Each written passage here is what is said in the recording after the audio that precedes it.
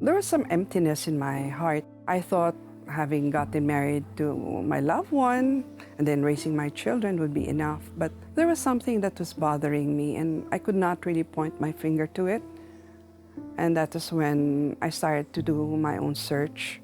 Isang pangarap ang nabuo sa puso ni May nung siya ay nanirahan kasama ang pamilya sa Baguio City. When my father would bring me to the province noon, masaya ako doon sa farm na nakikita ko doon. So as I grew, I was telling myself, I would always tell myself, I will have myself a farm. Habang nasa Baguio ang kanyang pamilya, pinagpatuloy naman niya ang kanyang pag-aaral sa Maynila. Nung siya ay 4th year high school, due to sin of disobedience, I got pregnant. One of those teenage marriages, Love ko asawa ko eh. I guess our love for each other was really pure. We were young eh. So yeah, carefree, careless. Sa kalagitnaan nito, may nabuong pagkalito sa isip ni May. I saw some double standards in church leaders, mga ganon. And I was young.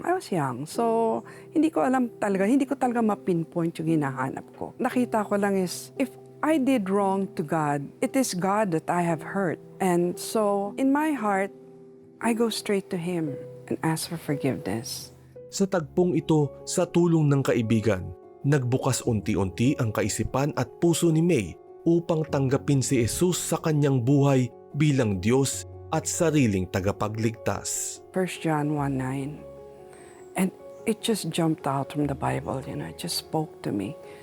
And parang it just confirmed that longing or that yung hinahanap ko, na I was on the right track. There was one worship that I attended and that's where I really broke down. And when the invitation came, it's like the best thing that ever happened in my life. Better than my marriage. Was that better? It was better. And from then on, I knew it was the call of God. And so, I took God seriously. Lumipas ang ilang taon habang lumalalim ang pananampalataya ni May sa Panginoon, isang panibagong pagsubok ang dumating. When I gave birth to him, I found out that my kidneys collapsed. I had to go through dialysis and then eventually I was told that I needed a transplant. I asked God, why? Why? Now that I've met you and now that I'm enjoying you, why is this happening to me? Sa gitna ng katanungan ni May, I had to settle with the Lord. So I went to Him, I cried before Him, and then He took care of me. pinatunayan ng Diyos ang kanyang katapatan kay May. Ang kanyang kapatid ang nag-donate ng kidney sa kanya at matagumpay naman ang nasabing transplant.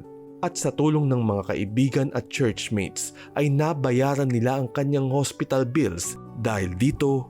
After the ailment, I started to serve God in the prayer and counseling ministry. I served there for 14 years. This is all in preparation for mission work. Bago mapadala si May sa missions work sa Brunei at Hong Kong, nasubok muli ang kanyang pananampalataya. The biggest trial I had in my life was not really the ailment. It was more of our relationship with my husband. Somehow he fell into adultery that brought so much pain to me and the family. But it was a trial that also brought me so much closer to the Lord. Sa tulong ng Panginoon, nagkapatawaran at naayos naman ang gusot ng mag-asawa. At dito naintindihan ni May ang isang mahalagang bagay. This trial has really shown me that my husband comes next to God. Pero dito ko naintindihan na God is the only one who can meet all my expectations. And God's the only one who can really complete me. Sa pagpunta ng abroad, patuloy niyang inihayag ang kabutihan at magandang plano ng Diyos sa ating mga kababayang OFW. Now they have changed life. Really, the Lord has transformed them after all these years. And so they too are serving the Lord, and so we continue studying the Word of God. Nabigyang katuparan rin ng pangarap ni May na magkaroon ng sariling farm. Pinangalanan niya itong Promised Land Prayer Mountain. It is a place for them to spend time with God, a sanctuary. You can do what you want. You can cry, you can pray, you can just spend time with the Lord, whether you're a group or you're an individual.